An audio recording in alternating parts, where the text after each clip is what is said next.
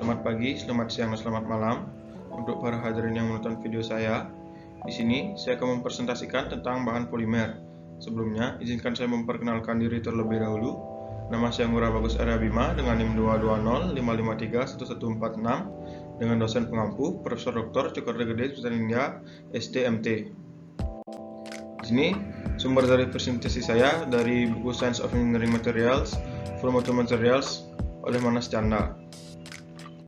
Adapun agenda presentasi kali ini, yang pertama ada berat molekul polimer, yang kedua ada definisi resin dan plastik, yang ketiga ada proses polimerisasi, yang keempat ada bentuk struktur molekul polimer. Kita masuk ke materi yang pertama, yaitu berat molekul polimer. Dalam senyawa murni dengan berat molekul rendah, seperti sukrosa, semua molekul memiliki ukuran yang sama hingga memiliki berat molekul identik atau dengan lambang M. Senyawa semacam itu dikatakan monodispersi. Sebaliknya, sebagian besar polimer adalah polidispersi, yaitu terdiri dari molekul dengan berbagai ukuran dan berat molekul. Selanjutnya ada berat molekul serta jumlah. Untuk menghitung berat molekul serta jumlah, yaitu berat sampel polimer per mol, semua molekul di dalam polimer dianggap mempunyai berat yang sama. Bisa dirumuskan seperti di bawah, yaitu rata-rata Mn sama dengan W per N disederhanakan kembali dengan sigma Ni dikali Mi per N, di mana Ni merupakan jumlah molekul spesies dan Mi merupakan berat molekul spesies dibagi N, yaitu total jumlah molekul. Selanjutnya menghitung berat molekul rata-rata berat.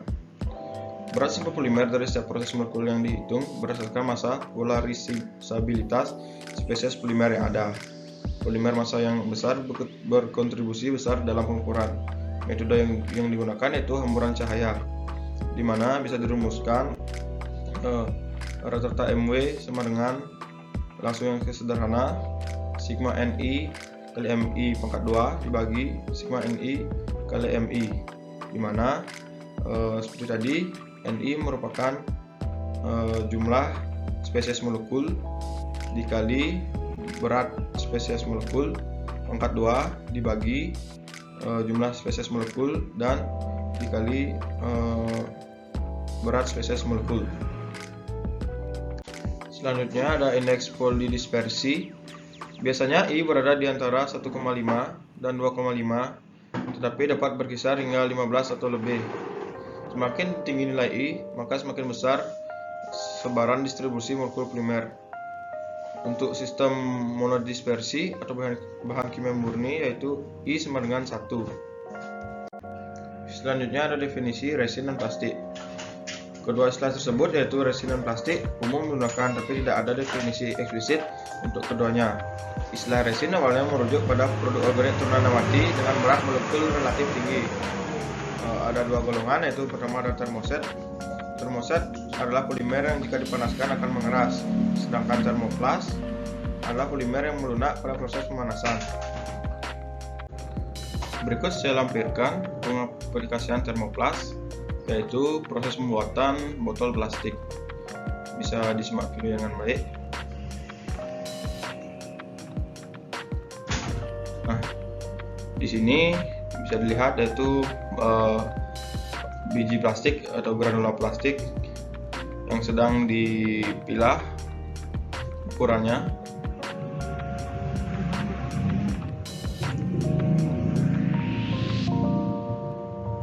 Ini adalah proses pembuatan dari botol plastik, di mana ini merupakan alat cetakan injeksi, dan ini adalah alat mesin cetakan injeksi, di mana bocoran plastik tadi dimasukkan ke dalam alat ini.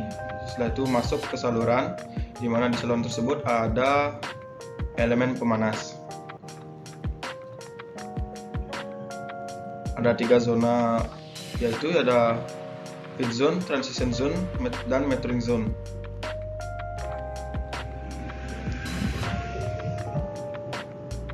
Nah, granula masuk ke dalam saluran tersebut dan menjadi mencair. Setelah itu plastik sudah mencair tadi dimasukkan ke alat cetakan, di mana di dalam alat cetakan tersebut berisi proses pendinginan.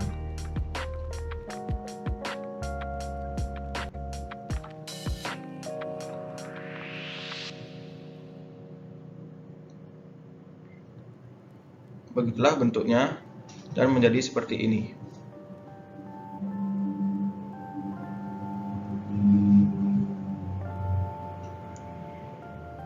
Bisa dilihat itu merupakan botol yang akan jadi sempurna.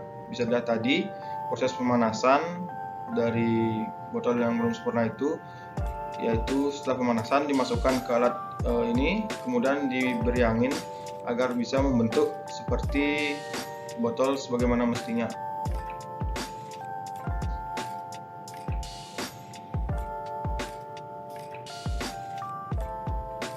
Nah, itulah tadi proses dari pembuatan botol plastik, di mana botol plastik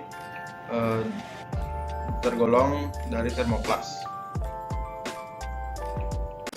Baiklah, kita lanjut ke materi selanjutnya, yaitu proses polimerisasi.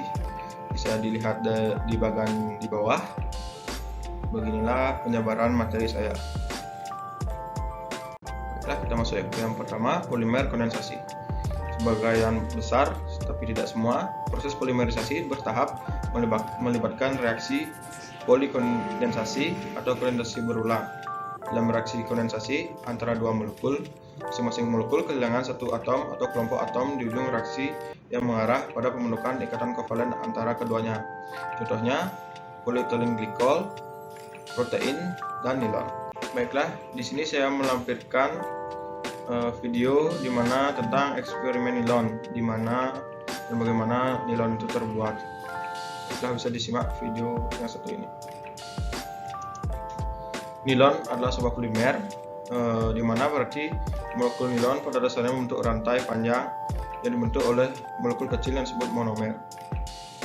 Untuk membuat nilon ini dibutuhkan dua monomer, yaitu monomer asam dan monomer amina. Jika kedua tersebut digabungkan, akan membentuk yang disebut ikatan peptida, di mana pada akhir ujung dari reaksi tersebut akan membentuk rantai. Untuk melakukan eksperimen ini, pertama-tama yaitu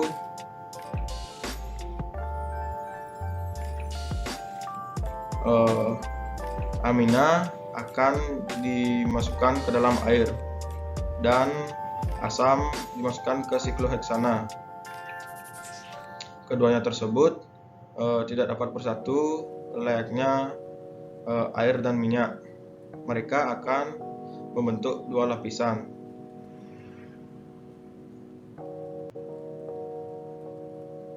Jadi amina akan berada di bawah dan asam akan berada di atas.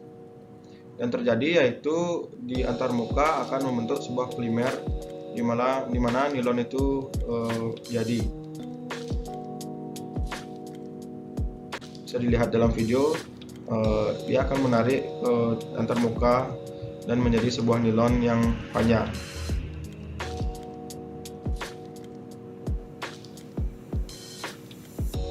Nah, yang panjang itu adalah nilon, di mana nilon biasanya juga digunakan untuk membuat baju dan juga parasut.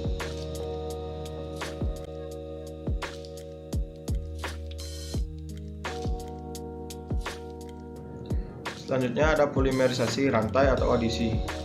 Polimerisasi rantai melibatkan 3 tahap, yaitu inisiasi rantai, propagasi rantai, dan pemutasan rantai.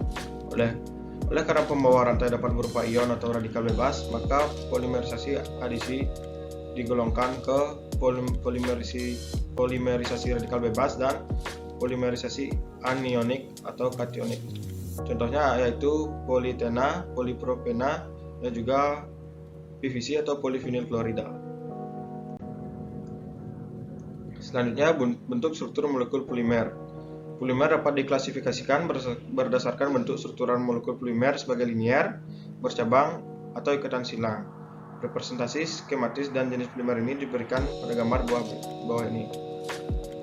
Representasi skematis dari polimer linear ditunjukkan pada A, dan bercabang ditunjukkan pada B dan C, ujung silang ditunjukkan pada D dan E. Titik cabang dan titik bersimpangan ditunjukkan oleh titik berat. Selanjutnya, polimer untuk digunakan sebagai serat tekstil. Polimer untuk digunakan sebagai serat tekstil adalah polimer linear. Namun, mereka harus memenuhi dua persyaratan tambahan, yaitu dengan berat molekul yang tinggi dan orientasi permanen molekul panel terhadap sumbu berat.